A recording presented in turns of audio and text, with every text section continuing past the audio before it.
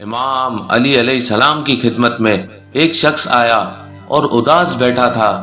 امام علی علیہ السلام نے چہرے کو دیکھا تو آپ فرمانے لگے، اے بندہ خدا، تم یہی سوچ رہے ہو نا کہ اتنی محنت اور جستجو کے بعد بھی کامیابی، خوشحالی مجھے نصیب کیوں نہیں ہوتی؟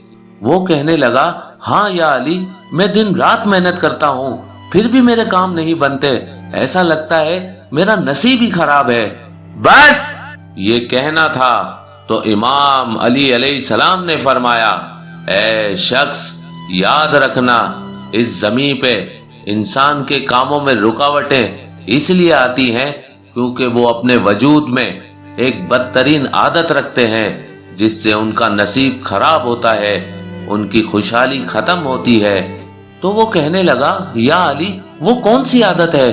امام علی علیہ السلام نے فرمایا، یاد رکھنا، جب انسان سونے والا ہوتا ہے اس وقت جو چیزیں وہ یاد کرتا ہے اس کا اثر انسان کے جسم پہ باقی رہتا ہے، انسان کی سوچ پہ باقی رہتا ہے، انسان کے وجود پہ باقی رہتا ہے۔ اور اللہ کے فرشتے جب آسمانوں سے زمین پہ آتے ہیں، اللہ کے حکم سے ہر گھر کو چکر لگاتے ہیں اور ہر انسان کا رزق جو اسے آج کے دن ملنا ہوتا ہے وہ تقسیم کرنے لگتے ہیں۔ لیکن جو انسان کسی انسان کے لیے بری سوچ رکھ کے سویا ہوتا ہے، کسی انسان کی بری باتیں یاد کر کے سویا ہوتا ہے، اس کے وجود میں برائی کو دیکھ کے اللہ کی دربار میں عرض کرتے ہیں کہ اے اللہ، یہ وہی بندہ ہے جو تیری مخلوق کے لیے برا سوچتا ہے، تیری خلقت کے لیے برائی رکھتا ہے۔ تو یوں اس کا رزق جو اس انسان کے نصیب میں ہوتا ہے اس سے وہ انسان منحرف ہو جاتا ہے۔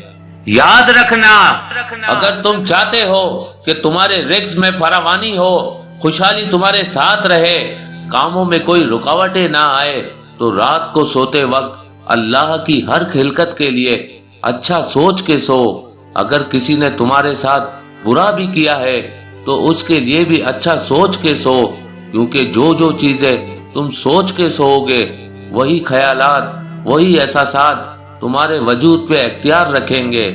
اور یوں رزق کے فرشتے اور اللہ کی قدرت تم سے منہ موڑ لے گی۔ سونے سے پہلے اپنی کامیابی کے لیے پر امید ہو کے سونا، اپنی خوشحالی کے لیے پر امید رہ کے سونا۔ جب تم پر امید ہو کے سو گے تو اللہ کے کرم سے تمہارا نصیب بہتر سے بہترین ہونے لگے گا۔ میں نے اللہ کے رسول سے سنا کہ کوئی انسان اگر کسی کے لیے برائی سوچتا ہے یا اپنے لیے نا امید ہو جاتا ہے تو اس برائی کا سب سے زیادہ اثر اس انسان پہ ہی ہوتا ہے، کیونکہ تمہارے سب سے زیادہ قریب تم خود ہو۔